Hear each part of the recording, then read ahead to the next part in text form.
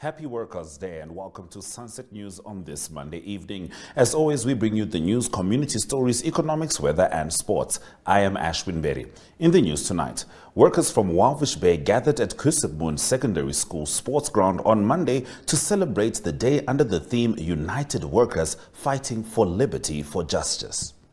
What are the plans for the event, sir? We're celebrating May Day today. We're reflecting on what we have achieved for the last 12 months, since last year, May Day, and also getting a new mandate for the next 12 months to come.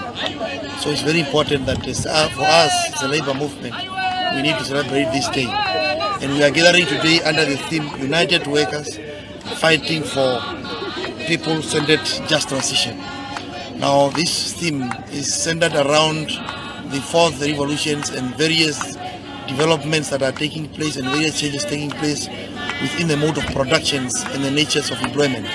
So it's very important that whenever we are coming up with policies that are addressing the needs and the relationship between employer and employee, the people should always be at the center. It should not be driven and derived and redirected by profit, but with the livelihood of the people. That's why it's very important for us as a labor movement to ensure that we celebrate this day. Okay, sir. Thank you. What is the message? What message do you have for the workers out there nationwide? The message that we have for the workers is that these days they are, and they need to organize the days in their own fashion and ensure that we all benefit from the fruits of the people. If the workers are not taking charge of both what they are servicing and producing, of course they will be left behind. So it's very important that we need to be united, we need to reorganize, we need to reposition, because the business are repositioning on everyday basis, and that make it difficult even for trade union to organize. But of course, if we reorganize and we reposition, we will adjust to the changing environment of the business. Okay, thank you, sir. Opeth Kanjode, head of the National Planning Commission, explains the status of Namibia's green hydrogen plans in our second story. All policy matters in the review of such policies right across all sectors. We, more importantly, do deal with development partners, multilateral organizations, bilateral partnerships. And on our books, such last cooperation with the Republic of Finland is an MOU dating back to 2013. So there are gaps to fill the void now that you are here in order to keep that MOU or that working relationship live and meaningful to parties. So much for that task. The President on green hydrogen has appointed the National Planning Commission as the chair of green hydrogen to help the line ministry, but specifically to bring the industry to life, to spread word, to canvass investors, to develop the legal frameworks, to call for requests for proposals and all such. So we've been truly busy from ground zero to near signature on the final investment agreement. And that in a little bit over a 2-year period. The negotiation alone is clocking past a year. Part of what we've done is to make sure that the world does know what we are doing.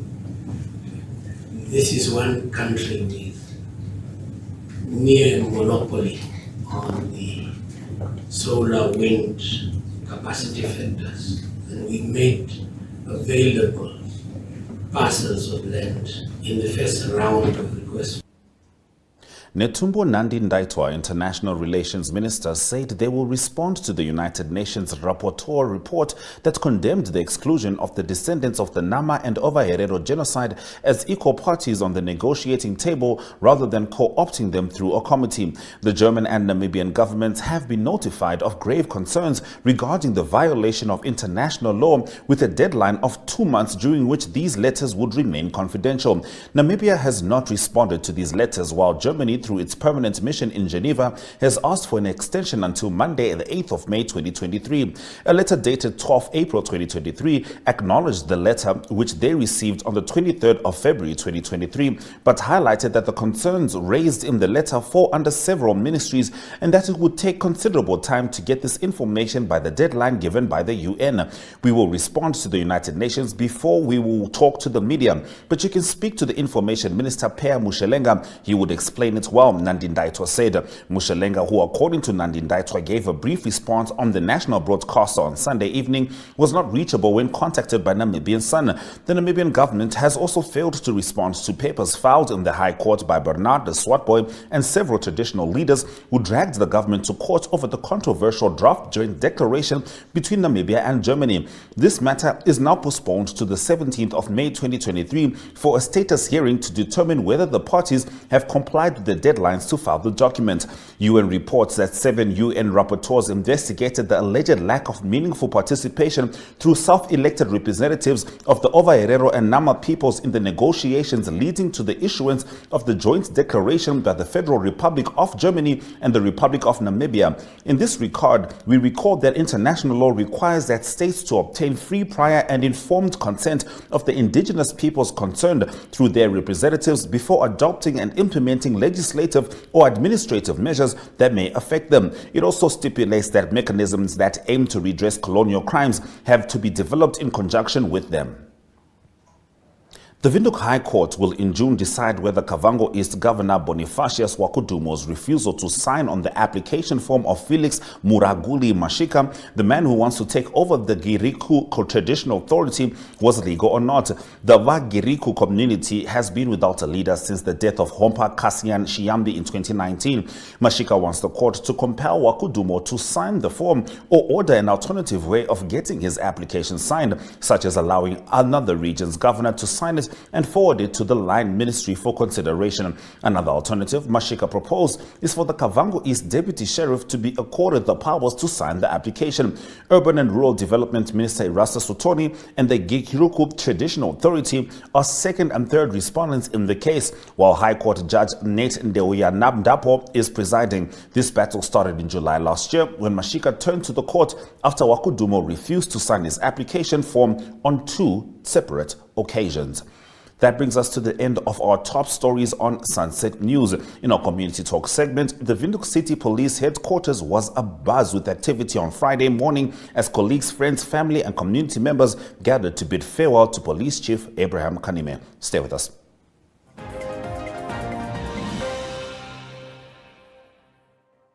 Welcome to What's Cooking, where culinary passion meets expert insights. Somebody must really want to cook and want to cook good food. Immerse yourself in the bustling world of professional kitchens as top chefs create mouthwatering dishes.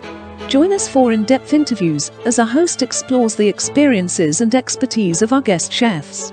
Don't miss out. Tune in to What's Cooking on NTV every Friday at 2100 hours and let the culinary adventure begin.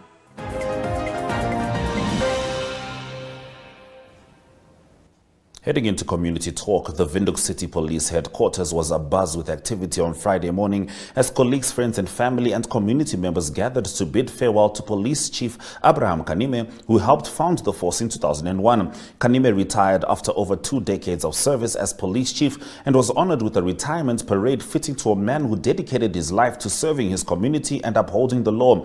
As I hang my hat closing my 42-year career in public safety and security service, I am confident that I have done all all that I could do, said Kaneme. I have steered this metaphoric ship called the City Police through calm waters and rough seas. I have propelled and paved a pathway to ensure that going forward, I have laid a firm foundation, he vehemently added. The ceremony was presided over by the City of Windhoek's acting CEO, Fanua Manda, who spoke about Kaneme's achievements and contributions to the force. Chief Kaneme has been an outstanding leader, and his dedication to the City Police has been unparalleled. He has served the force with distinction for over 20 years, said Manda, who announced that Deputy Chief Levi Ikela will be taking over the metaphoric ship and temporarily acting as Chief of the City Police. After the speeches, the parade began, with officers marching in formation and displaying their skills in drills as well as in maneuvers.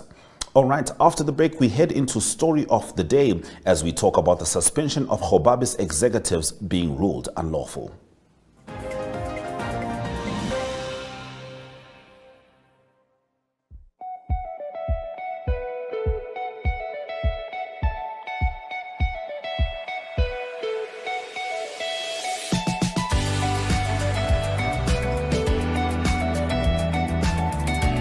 To another exciting episode of Oneuptwo. Hier is die weer en vertel ook vir julle waar die vis heel moontlik kan byt.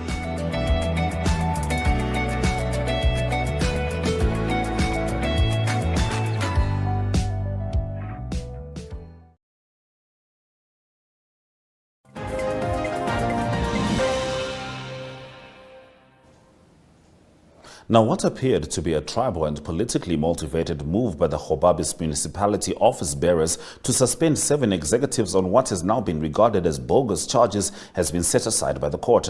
7 Hobabis municipality executives who were suspended with full pay between May and November 2021 scored a huge win in the High Court last week after the court ruled that their suspensions were unlawful. The suspended 7 who turned to the court to challenge their suspensions are Finance Executive Philemon Makili, Corporate Executive Frida Shimakeleni, IT Officer Konjeni Ngiwanapo, IT Technician Paul Kayambu, Acting Corporate Services and Human Resources Practitioner Ashipala Kayambu, Electrical Services Manager Johannes Nantua, as well as the then Acting Strategic Executive of Human Resources and Corporate Services Wainona Stein. The applicants were represented by Sisa Namanja's law firm. The respondents in the matter were the Hobabis Municipality Council, Chairperson of the Management Committee, the Acting CEO Steve Adonis, as well as Urban and Rural Development Minister Irasta Sutoni. Apart from Utoni, the respondents were all represented by Mercy Kudeko and Dr. Veda Kauta and Hoveka Inc. The political tribal ploy, with the majority of the applicants regarded as members of the ruling party, they have been facing political discrimination, and it is said that the outcome of the 2020 local authority elections, where the opposition party secured the majority of seats on the Hobabis Municipality Council, worsened the situation. A number of employees who are considered to be members of SWAPO or members of tribes not considered to have originated from the Omaheke region, and Hobabis in particular, largely Oshiwambo speaking, allegedly faced a campaign of victimization by the late CEO, Mr. Ignatius Tudinyane Makili, this was said in an affidavit. He added the situation became worse after the local authority elections during November 2020, when the majority of councillors from the Hobabis Ratepayers Association, National Unity Democratic Movement, Landers People's Movement, and Popular Democratic Movement by majority took over the Hobabis Town Council as well as the Management Committee. Stay with us as we head into economic news after the break.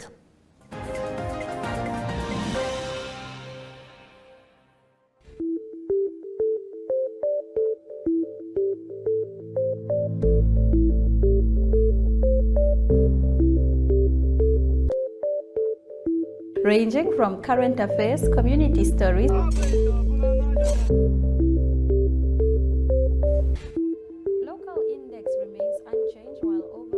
Thank you for joining the show that highlights the news making headlines in the land of the brave and beyond. Always major victorious.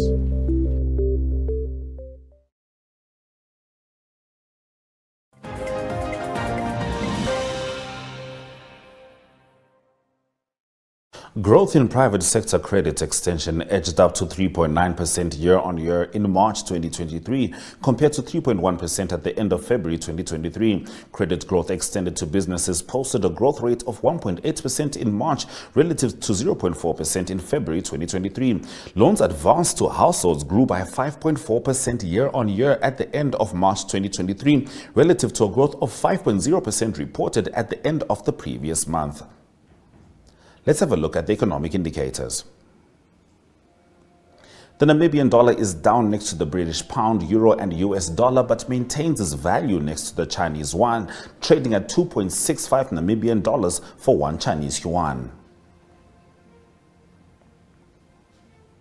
Looking at commodities, zinc and copper made upsurges of 1.01% and 0.10% respectively, whilst gold and Brent crude oil made some small downturns. Santiago Pena has won Paraguay's election. We'll be talking more about this in international news after the break.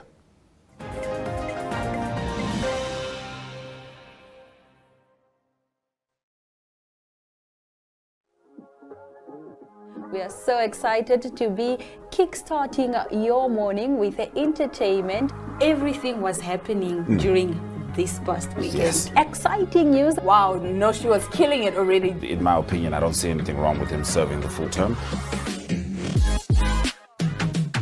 As well as keeping you informed on the issues that you need to know happening in and around our country.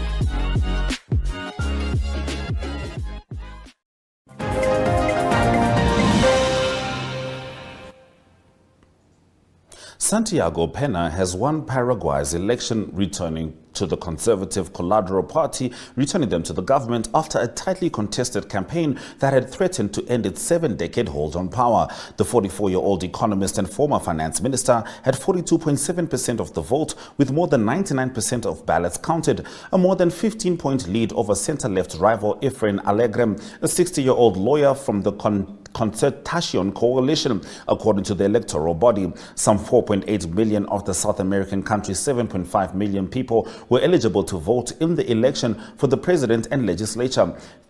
Thank you for this Colorado victory. Thank you for this Paraguayan victory, Pena said. Today we are not celebrating a personal triumph. We are celebrating the victory of a people who, with their vote, chose the path of social peace, dialogue, fraternity, and national reconciliation, he said. Conceding defeat, Alegre said simply the effort was not enough. Alegre, a lawyer, had a narrow lead in opinion polls heading into the vote, raising the prospect that he might unseat the Colorado party that has governed almost continually since 1947 through a dictatorship and since the return of democracy in 1989. We have a lot to do. After the last years of economic stagnation, of fiscal deficit, the task that awaits us is not for a single person or a party. Pena said this in his victory speech, calling for unity and consensus. Though they differ on economic and international policy, the two front-runners were both socially conservative, defending strong anti-abortion rights and anti-gay marriage stances in an overwhelmingly Catholic nation. Stay with us as we head into the weather after the break.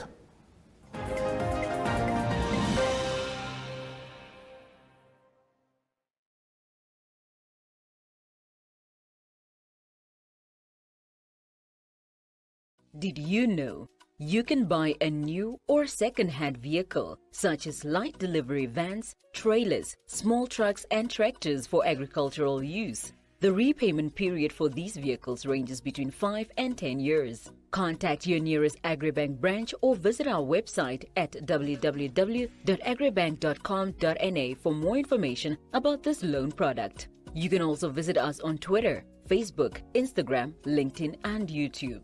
Agribank, your all-season bank.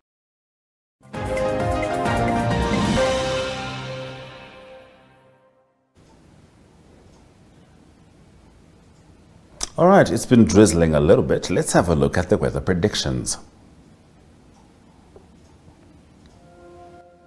Windhoek is partly cloudy with a minimum of 16 degrees, sharing their minimum with Omaruru, whilst Enana and Oshakati are hotter with 36-degree maximums and sunny weather expected. Looking at Henties Bay, it is also partly cloudy. In fact, most of the coast is. However, Luderitz is much colder with a 9-degree minimum, and Ariansvlei is the coldest in the country with an 8-degree minimum and partly cloudy conditions. Stay with us as we head into the sport news after this short break.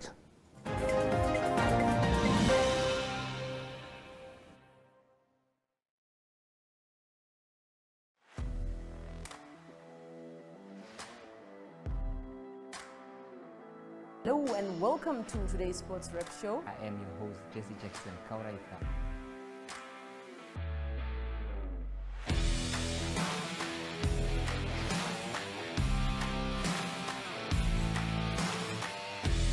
In replay, Namibia, who had won the toss for the first time on this tour. Good day everyone, time for international sports news, starting off with tennis news, both on the WTA for women's and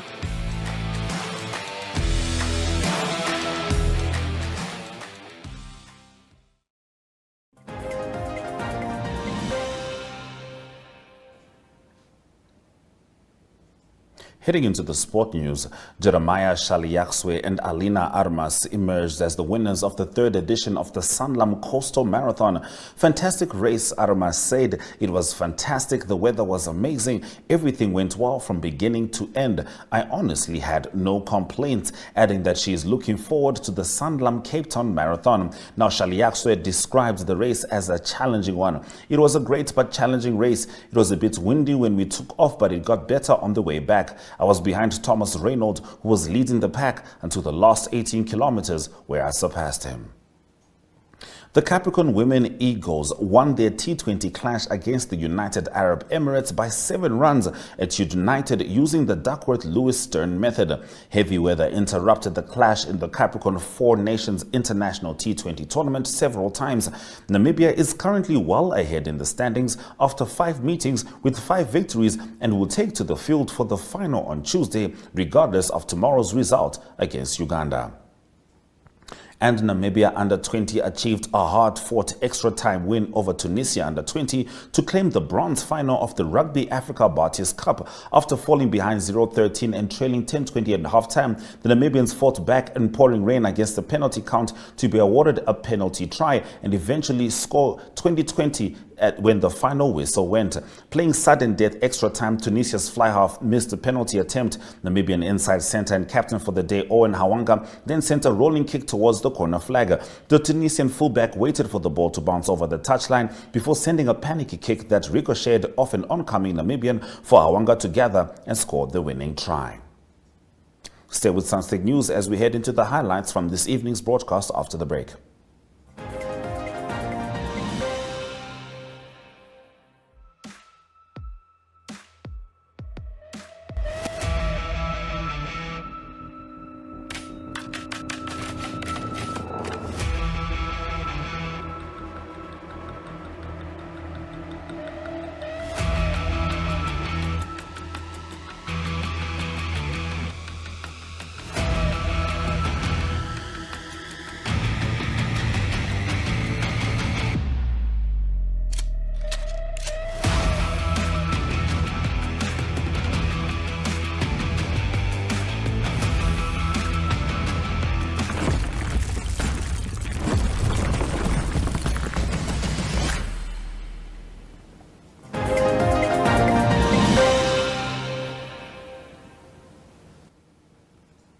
Heading into the highlights from this evening's broadcast, Netumbo Nandi-Ndaitwah, International Relations Minister, yesterday said they will respond to the United Nations Rapporteur report that condemns the exclusion of the descendants of the Nama and Ovaherero genocide as equal parties on the negotiating table and rather co-opting them through committee. The Windhoek High Court will in June make a determination whether Kavango East Governor Bonifacius Wakudumo's refusal to sign on the application form of Felix Muraguli Mashika, the man who wants to take over the Giriku Traditional Authority, was legal or not. And Namibia Under-20 achieved a hard-fought extra-time win over Tunisia Under-20 to claim the bronze final of the Rugby Africa Barties Cup. And with that, we've come to the end of the broadcast. Make sure you join Sunset News on Facebook on all the NMH platforms on weekdays and Sundays, as well as on our website, oneuptwo.com. Sunset News screens on DSTV channel 285 and GoTV channel 25 every weekday from 7:30 p.m. to 8 p.m. This has been Sunset News. My name is Ashwin Berry. Don't end your day without us.